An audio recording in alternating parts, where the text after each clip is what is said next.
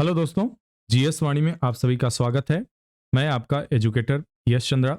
आज खबरों में विशेष लेके आया हूँ लाकाडोंग हल्दी, जिसे मिला जीआई टैग। लाकाडोंग हल्दी के बारे में तो डिटेल में हम पढ़ेंगे ही, जानेंगे कि लाकाडोंग हल्दी कहाँ की है और इसे क्यों जीआई टैग दिया गया। लेकिन उसके साथ जो सबसे महत्वपूर्ण चीज यहाँ हम आज जानने वाले हैं, वहां जानेंगे जीआई टैग के बारे में। जीआई टैग आखिर है क्या? हर महीने, हर 2 महीने पे आप सुनते होंगे कि फलाने प्रोडक्ट को जीआई टैग मिला, इस स्टेट को इतने जीआई टैग मिले। तो आखिर जीआई टैग होता क्या है? आज जीआई टैग के पूरे अतीत से लेते हुए वर्तमान के बीच में ए टू जेड आपको बताने वाला हूं। आज के बाद से जीआई टैग के बारे में आपकी कोई भी क्वेरी रहेगी वो हमेशा के लिए समाप्त होने वाली है। तो चलिए प्रारंभ करते हैं। पहले देखेंगे हम लाकाडोंग हल्दी के बारे में। मेघालय की लाकाडोंग हल्दी को भौगोलिक संकेतक जीआई टैग से सम्मानित किया गया है। इसके साथ ही गारो डाक मांडा, जो कि पारंपरिक पोशाक है, ठीक है। जैसे रीजनल पोशाक होते हैं ना, आप राजस्थान जाओ तो वहां का आप क्षेत्रीय वेशभूषा अलग पाएंगे। आप चले जाइए जम्मू कश्मीर की तरफ तो वहां का क्षेत्रीय पोशाक अलग पाएंगे। उत्तर प्रदेश, तमिलनाडु, छत्तीसगढ़, बिहार, असम, हर जगह का पोशाक कुछ खास होता है। लारनाई मिट्टी के बर्तन, यह भी अपनी खास है। और गारो चुबिची, जो कि मादक पेय है, को भी जीआई टैग से सम्मानित किया गया है। इनके बारे में हम आगे सारी चीजें देखेंगे। लांगटोंग हल्दी के बारे में सबसे पहले हम देख लेते हैं। यह मेघालय के जैंतिया हिल्स में, आप अगर पूर्वोत्तर भारत की तरफ जाएंगे तो आप क्या देखते हैं, क्रम में आप देखेंगे खासी, जयंतिया और बैरियल वगैरह तमाम प्रकार के वहां पर्वत देखेंगे। मिजो, गारो, खासी, जयंतिया ज्यादातर आप देखेंगे। ये पर्वत क्रमशः आपको मिलेंगे आगे। यह भारत का मैप रहा। तो सबसे पहली चीज आपको यह जानना जरूरी है कि मेघालय की अवस्थिति क्या है, लोकेशन क्या है मेघालय की। आप इस मैप को देख के आप देख सकते हैं कि आप देखेंगे सामान्यतः क्या होता है कि वैश्विक स्तर पे इसी तरह भारत का मैप प्रदर्शित किया जाता है। ऊपर का हिस्सा यह, जिसे पाक ऑक्युपाइड पीओके कहा जाता है एक हिस्से को, और एक अक्साई चीन के पास है हिस्सा। तो इसे डिस्प्यूटेड मानकर भारत के हिस्से में नहीं दिखाया जाता। लेकिन हम चूंकि नेट पे यही मिला तो आप इसे समझ सकते हैं। यह बाकी के राज्य रहे। जब हम भारत में पूर्वी क्षेत्र की तरफ बढ़ते हैं तो इन 7 स्टेट को 7 सिस्टर्स कहा जाता है। और इन्हीं 7 सिस्टर्स में एक राज्य है मेघालय। आप यहां देख पा रहे होंगे जहां मेरा कर्सर चल रहा है, यह रहा मेघालय। मेघालय आपका बांग्लादेश के साथ भी सीमा बनाता है। मेघालय असम के साथ भी सीमा बनाता है, ठीक है। तो इस तरह से मेघालय की स्थिति आप देख सकते हैं कहां पे है। अब जब आपने स्थिति देखा तो यह भी आपको पता चल गया होगा कि यह आपके जो 23.5 डिग्री अक्षांश की रेखा गुजरती है उससे ऊपर की तरफ स्थित है। इन सब जगहों पे मानसून जल्दी पहुंच जाता है। और मेघालय में ही एक स्थान है जिसे मासिन डाब कहा जाता है। वहां विश्व की सबसे ज्यादा वर्षा होती है। इस कमेंट करके बताइए, मासिन डाम से पहले कौन सा स्थान था जहां पर सर्वाधिक वर्षा दर्ज की जाती थी? तो कमेंट करके आप बताइए। हाँ, अब आगे बढ़ते हैं।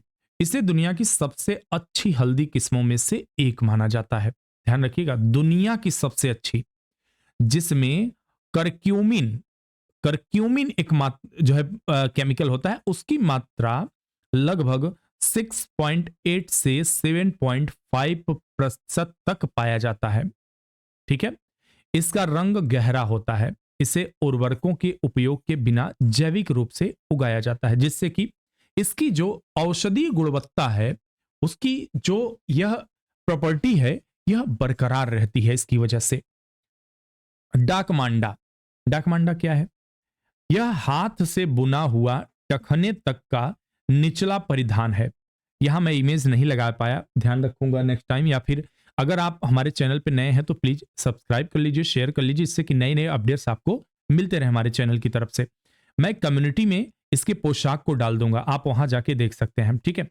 कम्युनिटी में मैं पोशाक इसको डालूंगा जरूर। तो अगर आप चैनल पे नए हैं, सब्सक्राइब कर लेंगे तो हमारी कम्युनिटी का कोई अपडेट रहता है तो आपको दिखता रहेगा, ठीक है। तो निचला परिधान है यह, जो मेघालय की गारो महिलाओं की पारंपरिक पोशाक होती है। ध्यान रखिएगा, जो प्रश्न बनाएगा, जैसे अगर आप सीएपीएफ का एग्जाम देना चाहते हैं या फिर आप डीएसएसबी का एग्जाम दे रहे हैं, तो इन सब जगहों पे ध्यान रखिए कि पोशाकों से, म्यूजिक, डांस, इन सब से प्रश्न जरूर पूछा जाता है। चुबिची, यह गारो समुदाय का चावल आधारित किण्वित पेय है जिसका सेवन दावतों और समारोहों के दौरान किया जाता है। किण्वित पेय का मतलब क्या, सड़ा दिया जाता है। जैसे आप सुने होंगे गांव में महुआ की शराब इस्तेमाल किया जाता है, बहुत सारे लोग तो महुआ ही नहीं जानते होंगे। तो महुआ को क्या किण्वित करवाया जाता है, ठीक है, उसे सड़ाया जाता है, उसके बाद उसके अर्क को निकाला जाता है। तो उसी तरह चुबिची होती है, यह पेय है चावल को सड़ाने के आधार पर जो बनता है। उसके बाद लारनाई मिट्टी के बर्तन, यह क्या है? लारनाई गांव की काली मिट्टी से बने होते हैं और यह कला पीढ़ियों से चली आ रही है, पारंपरिक रूप से चली आ रही है। अब देख लेते हैं, हमने तो देखा जीआई टैग और मेघालय की कौन कौन सी चीजों को मिला है, लेकिन जैसा कि मैंने आपको बताया आज जीआई टैग का ए टू जेड कंप्लीट कर दिया जाएगा। जीआई टैग का पूरी तरह से यहां पे पीएम करने वाले हैं, हम पोस्टमार्टम करने वाले हैं। तो चलिए देखते हैं क्या है।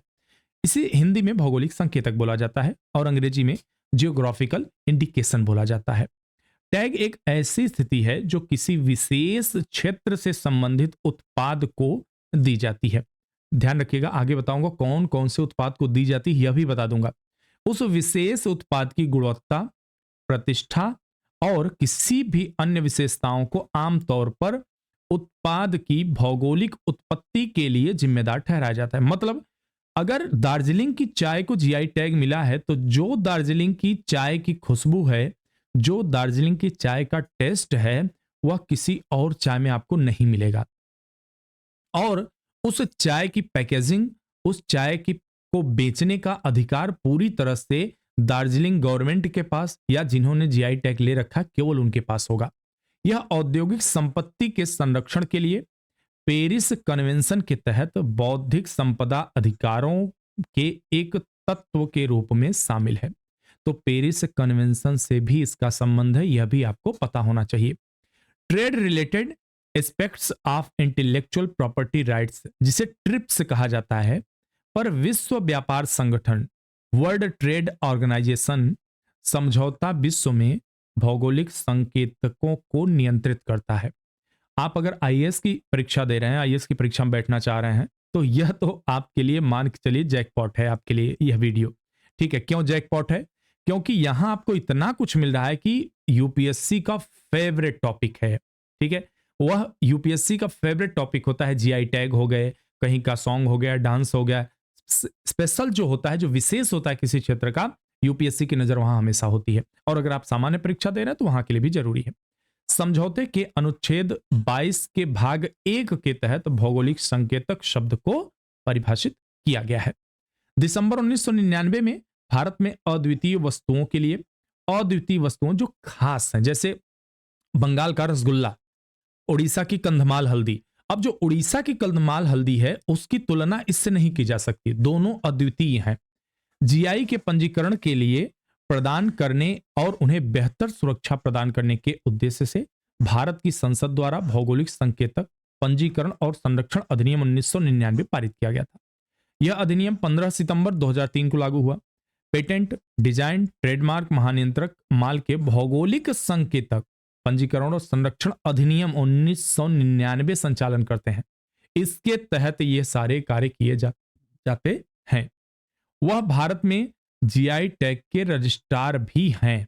ठीक है, भारत में भौगोलिक संकेतक टैग उद्योग संवर्धन और आंतरिक व्यापार विभाग द्वारा जारी किया जाता है, जो वाणिज्य और उद्योग मंत्रालय के तहत संचालित होता है। और बता दो इसका मुख्यालय, अगर आगे नहीं दिया है डाटा में, बता दो चेन्नई में है, ध्यान रखिएगा इसका। ठीक है, भारत में जीआई टैग पहली बार 2004-5 में दार्जिलिंग चाय को दिया गया था, जिसमें एक अद्वितीय गुणवत्ता और प्राकृतिक स्वाद होता है।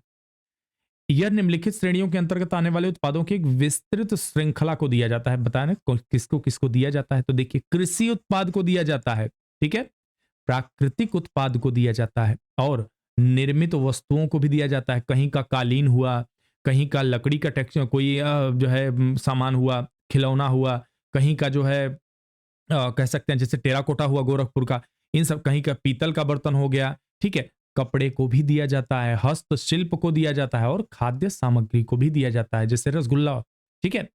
किसी भी उत्पाद के लिए भारत में जीआई टैग प्राप्त करने के लिए इसकी उत्पत्ति उस स्थान से होनी चाहिए जहां उत्पाद के गुण और विशेषताएं उसके मूल स्थान के कारण हो। मतलब अगर हम बात करें टंडमाल हल्दी की, तो अगर इसे मेघालय से हटा देंगे तो इसकी वो गुणवत्ता समाप्त हो जाएगी। ठीक है, तो उस स्थान के कारण हो।